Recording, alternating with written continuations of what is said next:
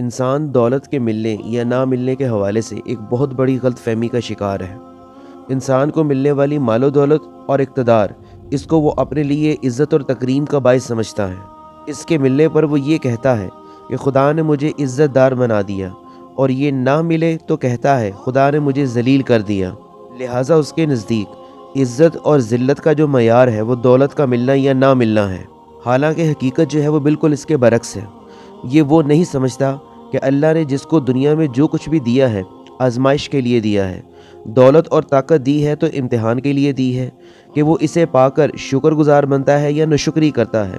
مفلس اور تنگ حال بنایا ہے تو اس میں بھی اس کا امتحان ہے کہ صبر اور قناعت کے ساتھ وہ زندگی گزارتا ہے یا وہ ناشکری کرتا ہے یا وہ اللہ تعالیٰ کے اوپر سوال اٹھاتا ہے۔ اور اس کے ساتھ ساتھ وہ اپنی مشکلات کا مقابلہ جو ہے وہ کن حدود کے اندر رہ کر کرتا ہے، جائز حدود کے اندر رہتا ہے یا حدود اللہ تعالیٰ کی جو مقرر کرتا ہے اس کو وہ پار کرتا ہے۔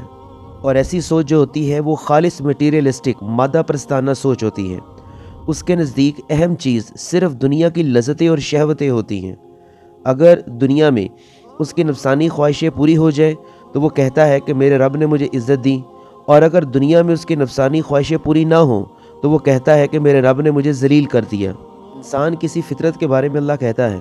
فَأَمَّا الْإِنسَانُ إِذَا مَبْتَلَاهُ رَبُّهُ فَأَكْرَمَهُ وَنَعَّمَهُ کہ انسان کا یہ حال ہے کہ جب اسے اس کا رب آزماتا ہے اور عزت اور نعمت دیتا ہے تو وہ کہنے لگتا ہے فَيَقُولُ رَبِّي أَكْرَمَنِ کہ میرے رب نے مجھے عزت دار بنا دیا۔ وَأَمَّا إِذَا مَبْتَلَاهُ فَقَدَرَ عَلَيْهِ رِزْقَهُ فَيَقُولُ رَبِّي أَهَانَنِ اور جب وہ اس کو آزماتا ہے تو اس کی روزی تنگ کر دیتا ہے تو وہ کہنے لگتا ہے کہ میرے رب نے میری اہانت کی اور ذلیل کیا۔ اس سوچ کے حوالے سے چند باتیں سمجھنے کی ہیں۔ جو دنیا کی نعمتیں حاصل نہ کر سکا بلکہ مصائب اور آفات میں مبتلا رہا اور آخرت میں اس کو جنت اور اس کی نعمتیں مل گئیں تو وہ کامیاب اور بامراد ہے۔ وہ صحیح معنوں میں یہی کامیاب ہے، اور اس کا اپنے متعلق یہ کہنا صحیح نہیں ہے کہ اس کے رب نے اس کو ذلیل کر دیا، بلکہ اس کے رب نے اس کو عزت والا بنایا اور کامیاب کر دیا۔ اور دوسری چیز تو یہاں سمجھنے کی ہے وہ یہ ہے کہ جب بھی کسی انسان پر کوئی مصیبت آئے یا اس کو کوئی نعمت ملے تو اس کو یہ نہیں سمجھنا چاہیے کہ یہ اس کے کسی عمل کا نتیجہ ہے، کیونکہ اللہ تعالیٰ جس پر چاہتا ہے رزق کشادہ کر دیتا ہے اور جس پر چاہتا ہے رزق تنگ کر دیتا ہے، اور بعض اوقات تو اس کے نیک بندوں پر دنیا میں بے بہا مصائب آتے ہیں، تکالیف آتی ہیں۔ اور تیسری بات تو اس سے بھی زیادہ امپورٹنٹ ہے سمجھنے کے حوالے سے،